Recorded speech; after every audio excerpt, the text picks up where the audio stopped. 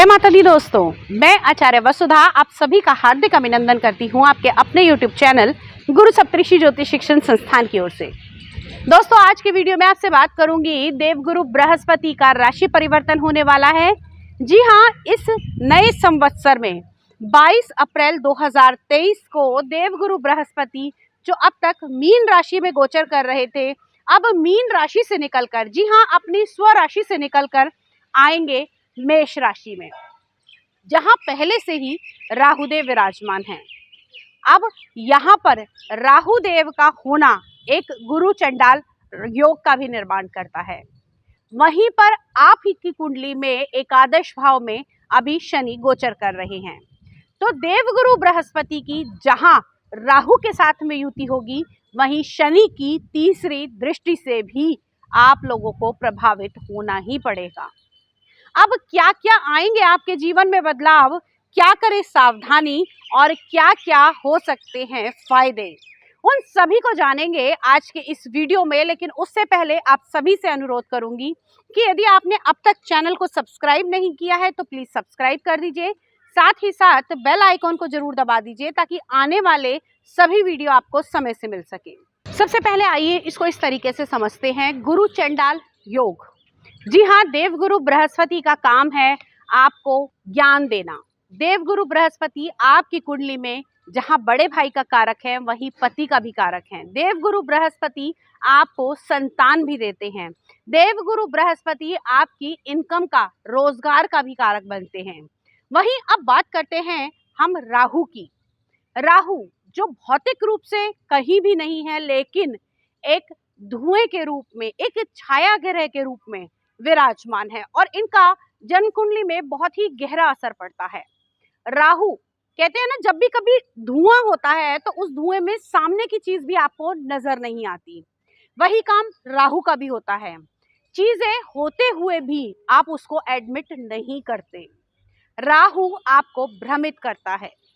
सबसे बड़ी बात, मेष लगन वाले जातकों के ये गुरु चंडाल योग बनेगा आपके लगन भाव में, आपके सिर के भाव में।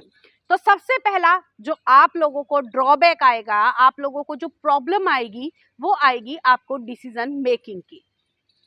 इसमें दो चीजें होंगी। पहली, या तो आप किसी से बहुत ज्यादा प्रभावित होंगे, उसके प्रभाव में आकर आप कोई भी डिसीजन ले लेंगे, या फिर दूसरा होगा कि इस समय आप दूसरों के कहे अनुसार डिसीजन जो ले रहे हैं उस पे आपको खुद भी विश्वास नहीं होगा। आप इस समय लोगों के इतने ज्यादा इन्फ्लुएंस में आ जाएंगे कि आप अपना रेगुलर चलता हुआ काम, लगातार चलता हुआ काम भी दूसरों के कहने के हिसाब से प्रभावित कर जाएंगे। तो अब इससे बचने के लिए आपको विष्णु सहस्त्र नाम का पाठ करना चाहिए, साथ ही साथ आपको आपके गुरु की अर्चना करनी चाहिए। उससे भी एक और आसान सा उपाय है कि घर से निकलते समय आप लोगों को डेली अपने मस्तक पर पीले रंग का केसर का तिलक लगाना चाहिए, क्योंकि अभी आपके राहु सर पर विराजमान है और माथे पर जब ये गुरु की एनर्जी लगेगी तो कहीं ना कहीं गुरु की एनर्जी एनहांस होगी और राहु का असर थोड़ा कम होगा। लेकिन घबराने की आवश्यकता नहीं है, क्योंकि देवगुरु बृहस्पति एक भाव में 1 वर्ष रहते हैं। यानी कि अगर हम बात करें तो अक्टूबर 30 को राहु आपके इस भाव से निकल जाएंगे। अब 30 तारीख के बाद में आप लोगों को क्या क्या फायदे होंगे। 30 तारीख के बाद में, 30 अक्टूबर के बाद में, क्योंकि देवगुरु बृहस्पति 3 घरों को दृष्टि देते हैं। पहली जहां बैठते हैं, अगला प्रभाव देंगे आपके पंचम भाव को, आपके सप्तम भाव को, आपके नवम भाव को, क्योंकि राहु के साथ साथ देवगुरु बृहस्पति भी 5वीं, 7वीं और 9वीं दृष्टि देते हैं। तो जब राहु का प्रभाव आपकी कुंडली से हटेगा, क्योंकि पहले भी ये भाव आपके प्रभावित हो रहे थे, तो कहाँ प्रॉब्लम कर रहे थे, आपको कोई डिसीजन नहीं ले पा रहे हैं, शिक्षा के क्षेत्र में आगे नहीं बढ़ पा रहे हैं, प्रेम संबंधों में बड़ी गड़बड़ाहट चल रही है, शादी की बात आगे नहीं बढ़ पा रही है।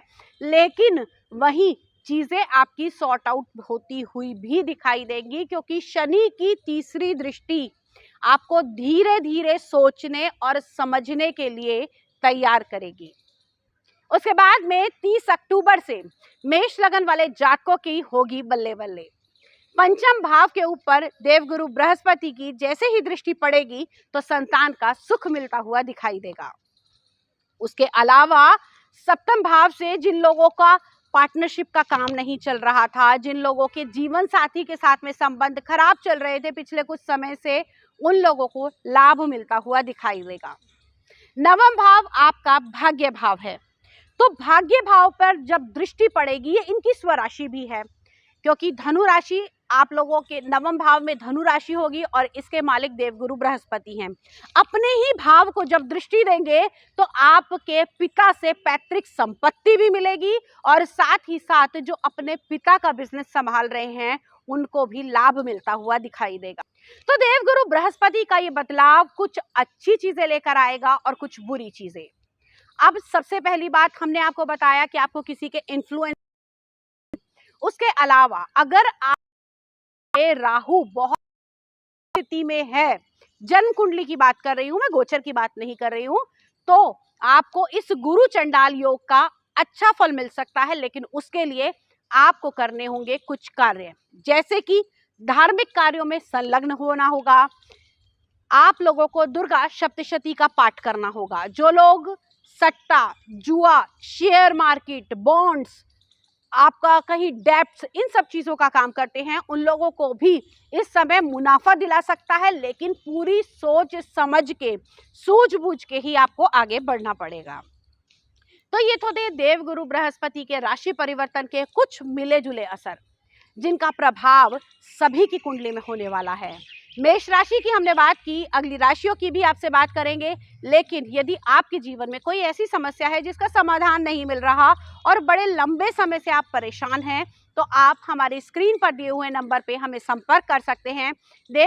साथ ही साथ आप लोग हमसे astrology, tarot card reading, numerology भी सीख सकते हैं। नंबर स्क्रीन पर अवेलेबल है, हमें मैसेज कीजिए, हमें फ़ोन कीजिए, हमसे कंसल्टेशन पाइए और एस्ट्रोलॉजी, वास्तु, न्यूमरोलॉजी, इन सभी की सुविधाएं आपको मिल सकती हैं। आज के वीडियो में इतना ही। अगले वीडियो में आपसे फिर से मुलाकात करूंगी, तब तक के लिए जय मां भगवती।